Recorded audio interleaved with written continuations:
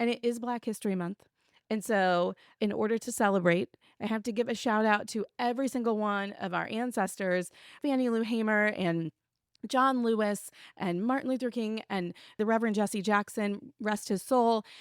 All of these folks whose shoulders I stand on and wouldn't be here if it weren't for them, because they busted down barriers, because they called bullshit when there were poll taxes and when there were tests that you had to do and when there were arbitrary rules that were put in place to keep people out of the democratic process. It is not okay.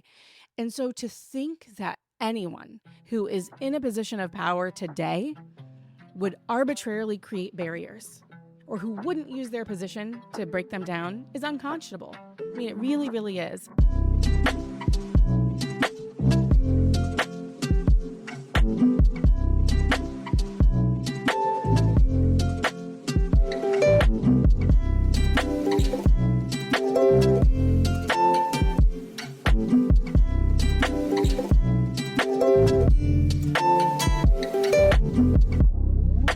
I think that we should start with my question for you. And my question for you is, are you sponsored by WDRFA? Because you have on a jacket and the shirt.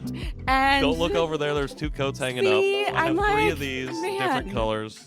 The shirt, the pants. I don't have the pants on. It looks great. Thank you. It looks great. And I'm wearing my hero white today. Okay, yes. Because, I was arguing down at City Hall. And so I felt like I needed to come in the room, sort of with a cape. And for me, the cape is wearing white. Okay. It symbolizes like justice and purity. Yes. And also it's a power color. Like everyone else will spill coffee on their white outfit, but not me.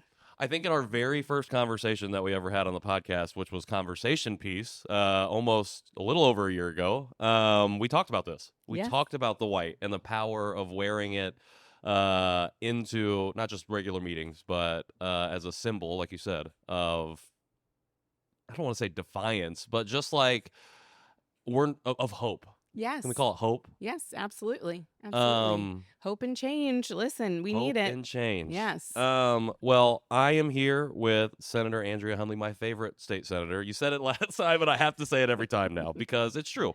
It helps that you live not far from me, but also because of the work you do, it is almost impossible not to feel inspired, to feel activated, to want to do things, and that's what I'm looking for in a leader right now. Is somebody who hits those, who checks those boxes there.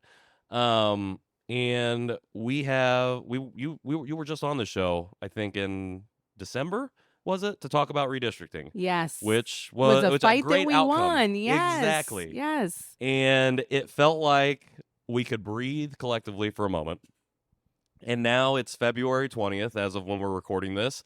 And it feels like we're holding our breath for a number of different reasons, both directly and indirectly related to that fight back at the last part of 2025. So I think we'll start off by just getting a quick update on, 1, how are you doing right now?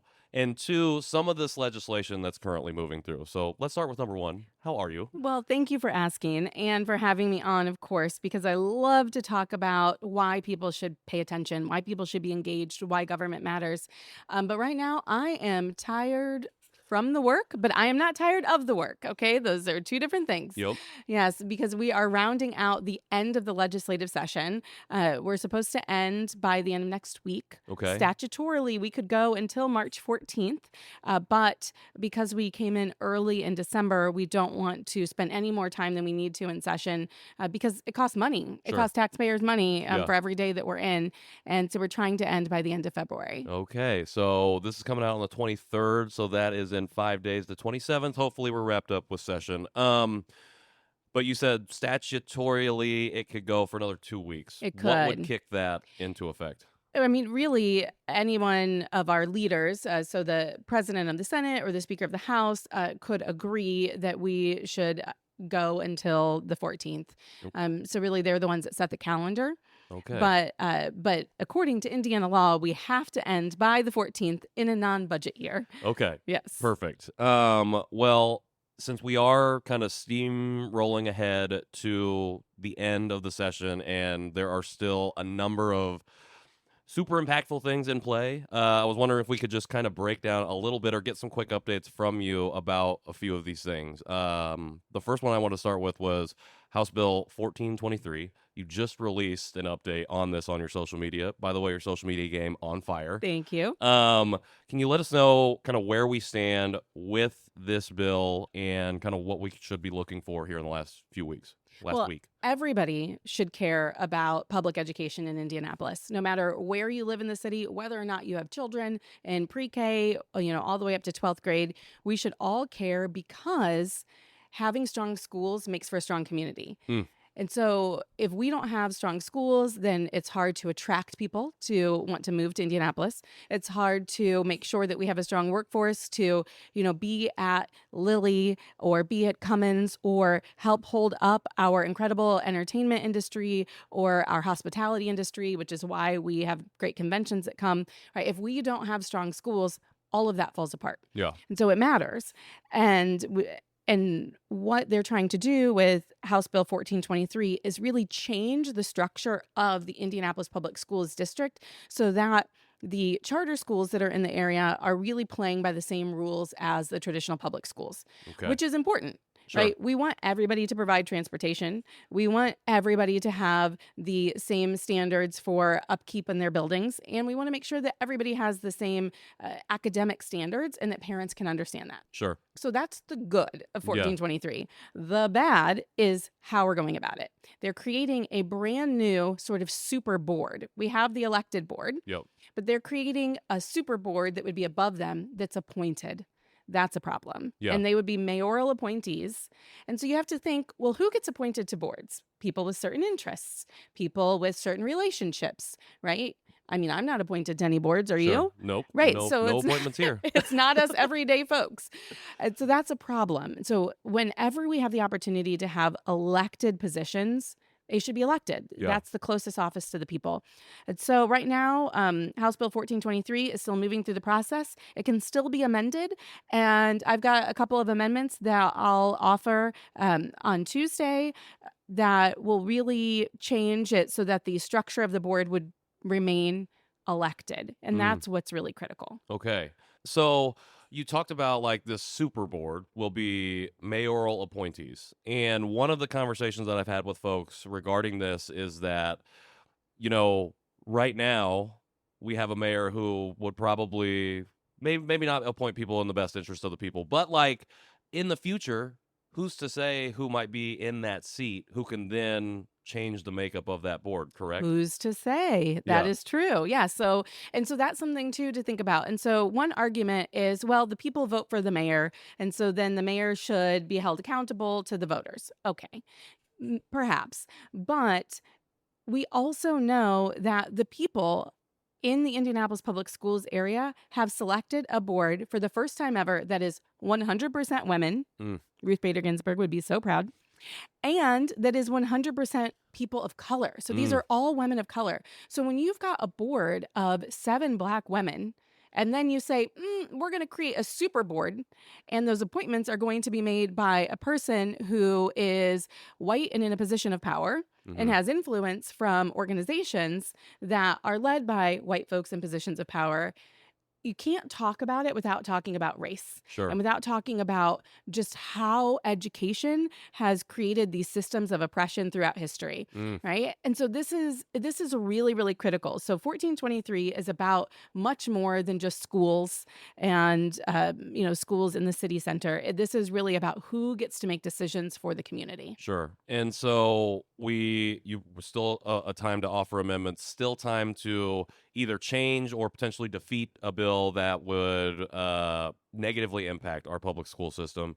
On the flip side, should it go through as is without any amendments coming through, what would be the immediate impacts that we would see of that passage? So whenever we're creating bills that have to do with education, our first question should always be, how does this impact kids? What's the impact to kids? And really, this bill would not have any immediate impact for children because the portions of it don't even go into effect until 2027, 2028. So it's years off. Sure. And so really we could slow all of this down, which would be helpful. But the best impact for children will be that it would guarantee them transportation to any school in this Indianapolis Public Schools area. Sure. Because right now, depending on what school you go to, if you're at a certain charter school, you may not get transportation, and Right. that's an equity issue. And Yeah. so, if we really believe that families should have strong choice for where they send their kids to school, then we have to make sure they can actually get there.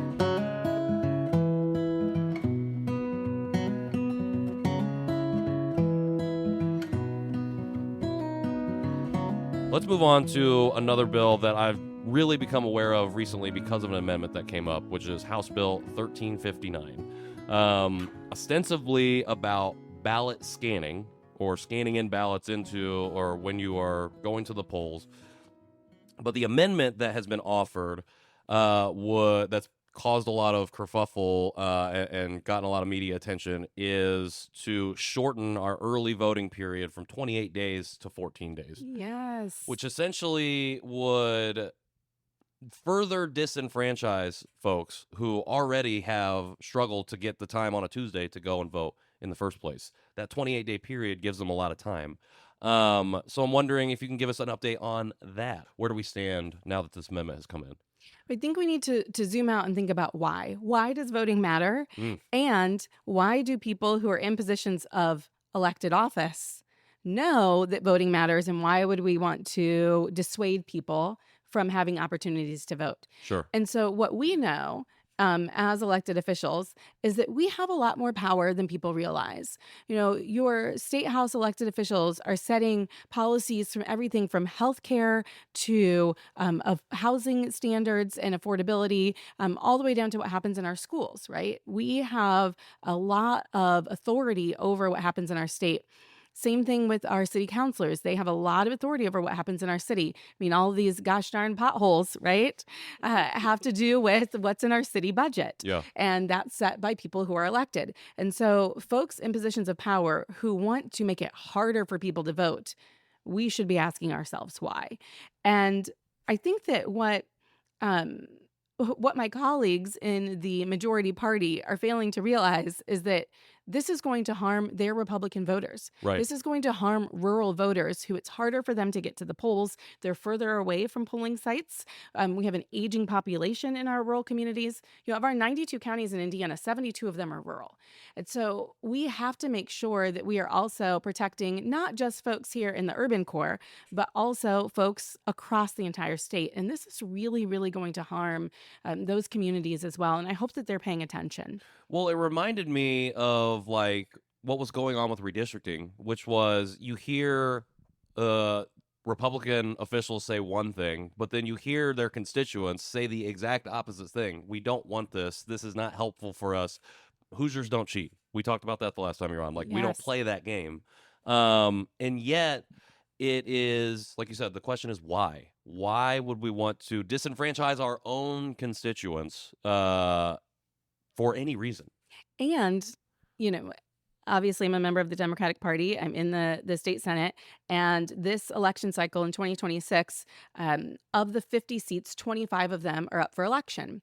This is the first time in over 40 years that we have all 25 of those seats being contested with a Democrat. So that means that folks are going to have choices in every single one of these races. And so then you also have to ask yourself, well, why? Why would we want to then prevent people from having as much opportunity as possible to vote? And it's because folks are scared. And quite frankly, they should be. Yeah. Because having power for 2 decades and like, my family's life isn't any better than it was 2 decades ago. We don't have more money. I haven't seen my neighborhood building more wealth. I haven't seen schools get 20 times better across that amount of time. And so they should be worried Yeah. that this 2026 election cycle could be a referendum on whether or not a supermajority really serves Hoosiers well. So Yeah. I think they're scared. But again, the eternal optimist in me is there is still time to change this. So this week, this bill is still up for amendment, and there are a couple amendments being offered by folks on both sides of the aisle, both Democrats and Republicans, to change back our timing, the period for being able to do that early absentee ballot voting. Yeah. So I'm hopeful that there's conversations happening to make sure that we really do open up access. Yeah. Well, like you said, like that I saw that same statistic about us running Democratic candidates in all of these districts, and that gives me hope. Like that's a very hopeful thing. I am been pretty active on Threads for the past 6 months, and you see, at least my algorithm is showing me a lot of people in historically red districts who are like, I don't want to live in this way anymore, and are like, I'm announcing my candidacy, or I just filed to run for office. I'm challenging for this seat, and it seems like there is a huge disconnect between people sitting in the seats right now versus the people that are in the areas that they represent. And I don't want to tell them to be scared, but like that, I think you're 100% right, because if redistricting showed us anything, it's that I think Hoosiers in general across the board are ready to have our voices not just heard, but taken seriously. Yes. And I think that, there's this caricature that gets painted of who Republican voters are. And people think that they're folks in rural communities who are older. That's not true. Yeah. It's just not true. I mean, the folks who are Republican voters tend to be wealthy, they tend to be educated, and they tend to live in the suburbs. Mm-hmm. And we know that, I grew up in Fort Wayne, Indiana, where we're right on the edge of rural. And our farmers who are there were Democrats. Yeah. The farmers understand that government subsidies help them run their farms and help make sure that the price of soybeans is going to stay standard and that you're always going to get the best bang for your buck on your yield of corn, right? And those are Democratic values to ensure that we're protecting our farmers. Yeah. I think that there's an assumption that factory workers are Republican. That's not true, because our unions have been what have protected our factory workers, to put in those safety standards, and it's the Democrat Party that's been supporting unions. And so I think that this is one of the reasons why having all of these races contested Yeah. is giving folks in the majority pause. But it excites me that we're going to be able to get a message out to people Yeah. across the state. Because when we have a more balanced government, we have better conversations. Yeah. Yes. So I love that you bring up a more balanced government, because I think that's really the way that you can find the right solutions, because it's not that everybody needs to be doing the same thing. We need to know all the different ways that people want to achieve something, because at the end of the day, we should have the same goal, better for the people in our communities. And it requires a varied way of thinking, not terrible bigoted thinking, but like thinking of like, oh, this is how we could do this, or this is how we best serve this person in this area, in order to achieve that. And I'm wondering, is there a point where having that more balanced government hamstrings us because there's too many varied voices? Does that make sense? Yeah, no, I think so. So there was a time when the Senate was 25 to 26, Okay. or 25 to 24, and then there was a 25 year, 24, 26. I mean, there was a time when it was much more balanced. And when you talk to folks who were here during that time, they will say that there was much better dialogue, that there was much more collaboration, and that you really had to work across the aisle to get things done. And I Sure. really believe that, when we have diverse voices around any table, and whether that's in government, whether that's in the business world, whether that's in education, nonprofit, when we have diverse voices around the table, the more perspectives make us better. I appreciate you sharing that, because I think like it just gave me new perspective, because I was approaching it from this like thought of, we want to get stuff done, but that's like an expediency thought. And instead of like speeding towards the solution, maybe we need to we need to slow down, take into consideration everybody that's coming to the table, and then build solutions that ostensibly will work for the people that need it. Absolutely, because at the state level, policy is being made that's generational, right? And so we really do need to take deep thought in that. I do think that at the city level, you have, at the city level, at the county level, at the school board level, that you have the ability to be more nimble, that you have the Sure. ability to move faster, and you should. And I think that there's a reason why we have these, varied levels of government. Sure.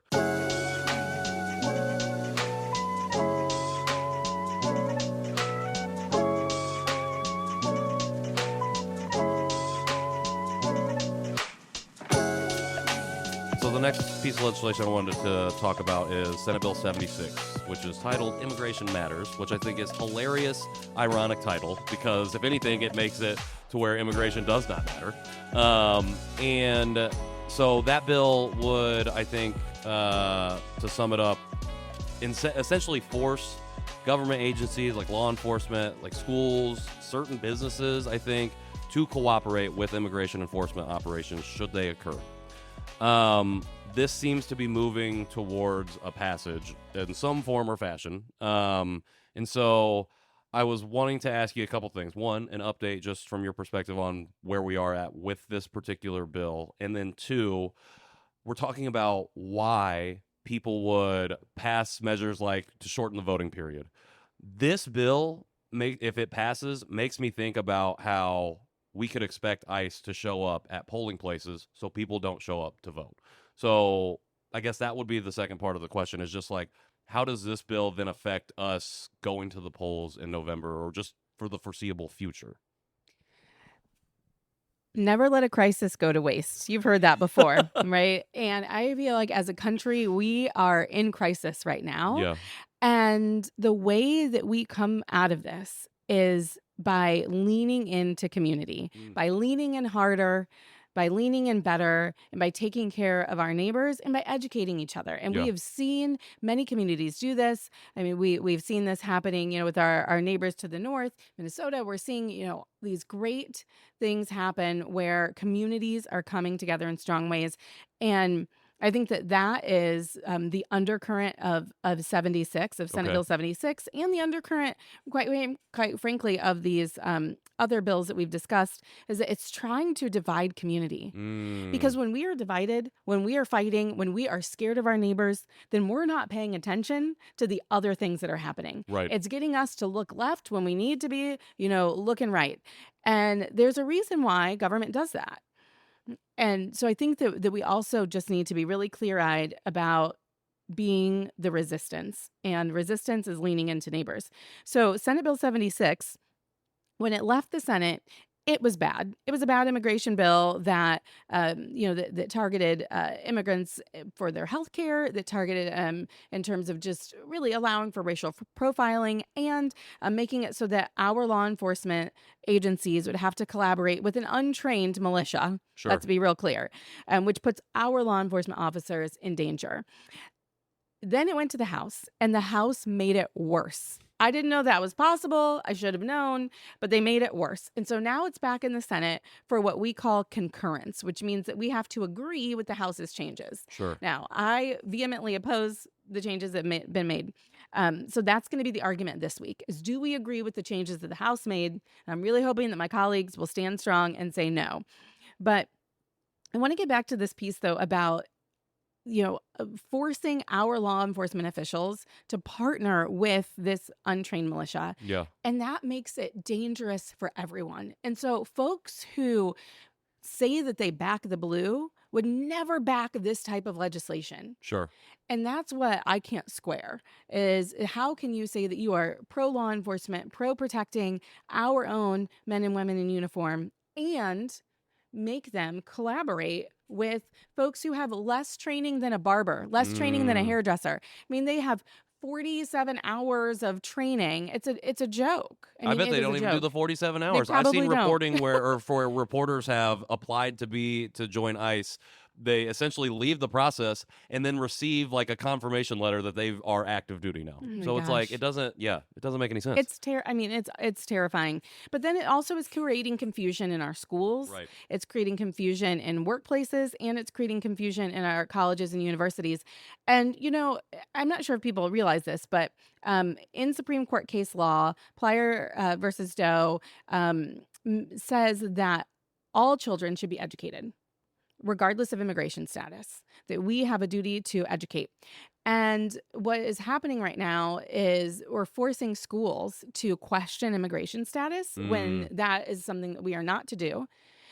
And we also have to remember that these ICE agents have taken into custody 120 American citizens. 120 American citizens, and almost almost 23, 24 of them have been children. Yep. And so who is going to be with those children? Who's protecting them? And then who are their parents, their caregivers that came to pick them up from school and didn't find their child there? I mean, listen, if I come to pick up my kid from school and they are not there, I am going to move heaven and earth to find them. Yep. And to Yep. ever think that it is okay to put parents in that position, families in that position, is unconscionable for to do that for children, and knowing too that they're making mistakes left and right. Yeah. And there is no oversight. There is no accountability. They're literally covering up the murders that have happened in Minneapolis, that have happened in California, like by these ICE agents. And that's the thing, like this obfuscation of this process and the pushing the buck away. Who knows where it's gone? It's really scary. I agree. Like I think about I've thought about that every single day since all of this has started last year.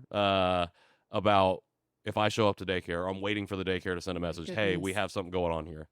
Um, I had a conversation with a IMPD officer recently, and he said that they don't plan on cooperating. They haven't heard anything about operations happening, but they wouldn't hear about it anyways. But they said exactly what you said. We are afraid to have to do this because it puts us in danger. Absolutely. And yeah, Absolutely.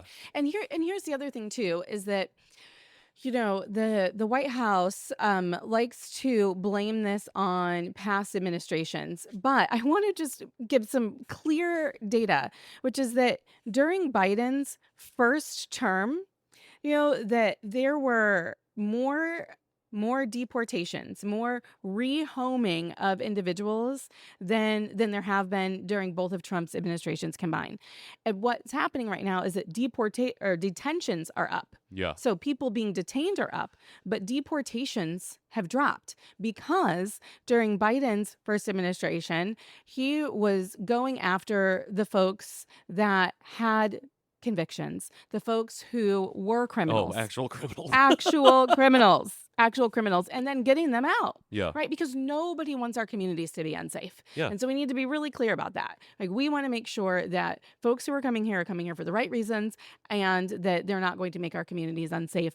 And so those deportations were up, but now we're just seeing detentions up because Trump is detaining everyone. And so when you have all of these folks having to go to court, if 1 in 3 of them is an actual case that needs to be deported, then you are slowing down the courts. yeah, Where, if 3 out of 3 were criminals during Biden's administration, then that was allowing the courts to be efficient. But right now our courts are just being slowed down. yeah. And so, this is an inefficient way to scare everyone. Yeah. Well, I know that like Marion County Sheriff's Department has already said, "Hey, we can't hold these people any longer. Like then the minute or maximum or minimum amount of time. Like we don't have the room." But this bill would essentially force them into having to house them anyways. I know up north they're building or trying to build a detention center. And we just had someone die in Yeah. our custody here in Indiana at the Miami Correctional Facility, and we still don't know what happened. And so this is truly life or death right now, and we've just got to keep standing up against this. The other thing too is that immigration is complicated. And Yeah. it is not a yes or a no. It's not a you've got papers or you don't. It is a continuum. We have people who are here on temporary protected status, people who are in process, people who have green cards, people who, it's just are in refugee status or asylee status. And so these statuses, there is a continuum, and some statuses you can work and get a work permit. So we have folks who are legally able to work here, and yet they are afraid to drive their car. Yeah. They are afraid to go in because they're afraid of being picked up because they'll be targeted. Yeah. And so this is having a huge impact just on our community as a whole. And with our friends in Minneapolis, that even their schools have stopped doing field trips, right? Because they are afraid to leave their school buildings. And so this just is having effects that I think we're going to be feeling for generations. I mean, really. So I want to ask you, this is a little bit more personal question, I think, but or maybe a personal perspective on this question, but I don't I can't quite understand at the state level why you would push policy that creates a society of fear. I kind of can from a federal perspective just because of the people who sit in the highest positions of government right now, and like that's just how they've operated. And at the federal level, like there's a little bit of distance between the person, like the constituent on the ground, and like the decisions being made there. Obviously, there's going to be impact, but we've talked about it before. I mean, the very first conversation we had is just like how important state and local politics is because it affects your tomorrow, your today, and your yesterday. Like it's affecting you right now. And so, like, even though we operate in a Republican supermajority, had a Republican sitting in the governor's seat for so long, it doesn't, I can't understand what benefit there is from creating so much fear. Like, it doesn't, unless the goal was to create, I guess, mini dictatorships within a larger authoritarian state. So, has your electricity bill been going up? Oh, yes. We've been Yes. talking about this. Okay. And is childcare affordable for your family? We pay for it. You pay for it, but that doesn't mean it's affordable, right? It doesn't mean it's affordable.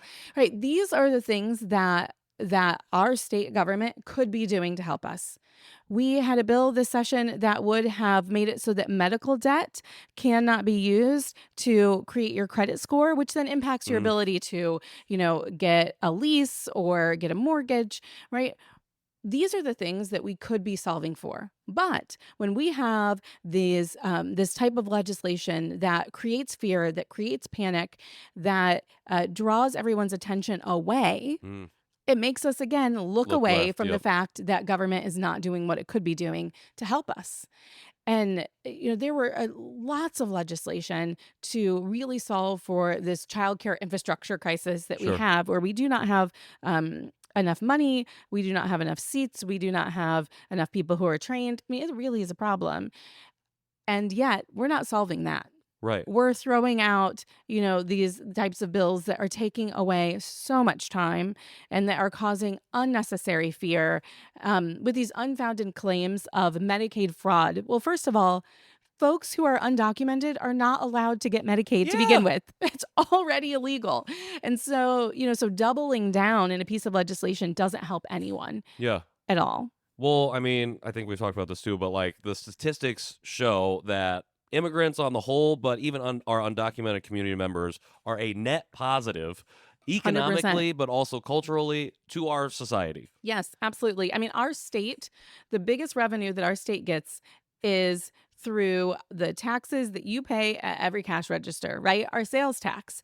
And so every single person here, every single person who is on Hoosier soil is paying taxes. Yeah. And that we forget that we owe it to folks because they are paying into this government, right? That we owe it to everyone to represent them. Yeah. That we owe it to everyone to serve them. And I'm sorry, but on the Statue of Liberty, right, it doesn't say, oh, and by the way, only people who have paperwork. Yeah. It doesn't say, oh, by Give the me way. give me the people with Yes. your papers, with Yes, the papers. yes. Yeah. It says, give me your poor and your huddled masses, right? That is who we are supposed to be serving. And I think that we just forget that. Well, I think the other thing that makes it so hard for me to wrap my head around is it's not sustainable. Like if we're going to take it from, we have so many business people sitting in our elected positions, like from a business perspective, it is not sustainable to operate this way. So I can't see the end game other than society collapses in this country and we come back and rebuild it anew in some sort of future. Wait, did you want to get me started on how businesses are the biggest beneficiary of our whole system right now? Because they are getting tax break after tax break, handout after handout from our government, and it's driving me absolutely crazy. In this session, I've been working so hard to repeal the tax on period products, which is the state makes $5.8 million a year off of, but we will give away tax credits that will be $20 million hit, $50 million hit, and yet we won't just help families make, a medically necessary product a little bit cheaper. So it's these types of things that they try to distract us from, from really working to solve those everyday problems. Yeah.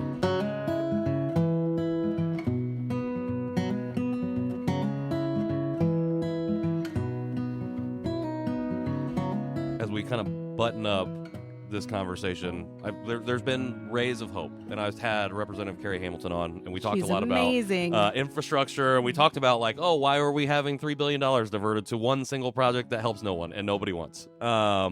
Which again, looking left instead of right. But one of the things we talked about was something that you brought up to me on the first time on this show, which was in 2024 general election. 300,000 voters across the state registered voters did not vote. 101,000 here just in Marion County. Redistricting, I think, has shown us people are a little bit more interested, at least, or activated and engaged. I think a lot of this legislation has gotten pockets of people engaged, and this undercurrent of fear is keeping people like, I don't know what I should do. But I think I think what I want to end on is just, we've been talking about why it's so important to participate in your society, in local government, through voting, through whatever that looks like, volunteering for campaigns, just being a part, just staying educated.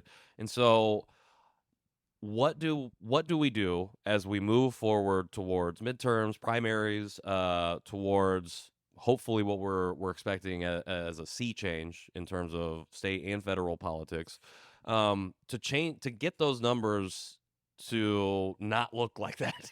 Yes. What do we need to keep doing? What do we need to start doing? How do we make sure that we're turning out voters, not just in the next year, but creating ways for people to stay engaged and stay sustained in this fight? We have to vote in every election every time. So we've got to build a habit. And folks need to go to indianavoters.com, if you're in Indiana, double check your voter registration status and make sure that you are registered to vote. So that is a big thing. And then the other thing is that don't go to the polls alone. Everyone should be bringing a friend. Each one bring one. Each Right? one bring one. Each one bring one. We need to be, making it an event. We had a great time, in the last primaries. I did a coffee meetup ahead of time, and folks came, and then we all walked to the polls together. And we can make this. It should be fun to be civically engaged, and you don't have to have studied every single candidate on the ballot to come in and vote. It's great if you do, but not all of us, have that time or that ability. It's okay. Yeah. Everyone still should go and vote and make sure that you know what offices are on the ballot. And, vote in primaries as well. We have a primary coming up in May, and primaries are critically important, especially if you ever want to get more involved with your county parties. Yeah. It's important to build up a history of voting in primaries. And so make sure that you vote in May, that you vote in November. And this midterm election cycle is going to be big. We say every election, is the most important election, but this time it is really true. Yeah. Okay, I thought of something that I want to ask you that I forgot to ask you, but I think also can act as a good bookend to this conversation. So, got to get out and vote. Got to build the habit. I love that. The habit of voting. It takes 3 weeks or whatever they say to do that. So, it takes at least 3 elections to get into the habit of voting, but we have elections all the time. Kind of. Actually, like every year I feel like there's something going on that we can have an opportunity to have a say on. So, we talked about, hey, there are people running for the 25 red districts. We have a Democrat running, first time in 40 years. That's amazing. I see people all the time that are like, or recently in the last 2 months, I'm filing to be a PC. Yes, the precinct committeeman. Okay, yes.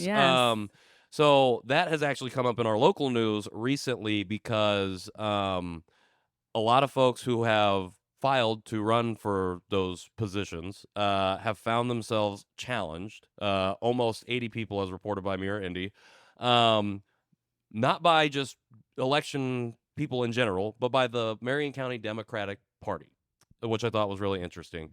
And the reason that was given was that it was based on past voting records. So some folks had said, like in the last gubernatorial election cycle, you could pull Republican ballot even though you're a registered Democrat to vote. And some people are like, well, I think my vote would have a lot more impact if I did this. That is now being used by the Marion Democratic Party to say, oh, well, we can't, you can't run. We're going to challenge your filing because that's not how you have to have voted Democrat in the most recent election. And I know that they're saying that if we gave exceptions to these 80 folks, it would be unfair to everyone else in the process. So my question is less to do with the logistics and the behind the scenes of that, and more to the point of, like, again, thinking about the future, thinking about how we move forward. Like, at what point do we have to change? I wrote down revolutionize the way that we approach everything that we do, especially when it comes to politics, especially when it comes to elections and how we do business as people in general. Like, at what point do we have to say, like, the way that we've been doing things is not working And and it's we need to well, change well, it? we've proven that it's not working. So the goal here for all of us needs to be to increase voter turnout, to increase voter engagement. Full stop. That is what whether you're a Democrat organization, Republican organization, independent organization, shout out to Independent Indiana if you haven't checked Yeah. them out yet. And whether you are the League of Women Voters who are nonpartisan, Mad Voters who are nonpartisan, every organization, a goal would be to turn out more voters, to get more people engaged in the civic process. That's it. And so anything that we're doing that is counter to that goal needs to stop. Mm. And, please go and look up my primary election cycle and how it made news by not going through some archaic process called slating, which, by the way, is not allowed in 90 of our 92 counties, but somehow was still allowed here in Marion County. And I refuse to participate. And so I do have a little bit of a rabble-rousing revolutionary spirit when it comes Yeah. to kicking down barriers to access to voting. And it is Black History Month. And so, in order to celebrate, I have to give a shout out to every single one of our ancestors, Fannie Lou Hamer and John Lewis and Martin Luther King and the Reverend Jesse Jackson, rest his soul. All of these folks whose shoulders I stand on and wouldn't be here if it weren't for them, because they busted down barriers, because they called bullshit when there were poll taxes and when there were tests that you had to do and when there were arbitrary rules that were put in place to keep people out of the democratic process. It Mm. is not okay. And so to think that anyone who is in a position of power today would arbitrarily create barriers or who wouldn't use their position to break them down is unconscionable.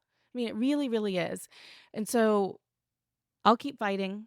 I'll keep being our revolutionary here to make sure that we have access. And my goodness, do I hate the word fair. I hate the word fair. That was the whole purpose of diversity, equity, and inclusion. Mm. Okay, emphasis on the equity, Yeah. right? Is that we learned that fairness has been used as a weapon to not give people what they need in order to participate in a variety of systems. And so, calling bullshit on fairness, I stand for equity. I don't think of any other way that we could close it out. Senator Hunley, thank you for your time as always. I'm sure we'll talk again soon, but wishing you the best of luck in everything that you've got going on the rest of the session. There's a lot, I feel like, and I just want to say thank you for always saying what's on your heart and on your mind, but also, like, standing up with that and doing the things that you say.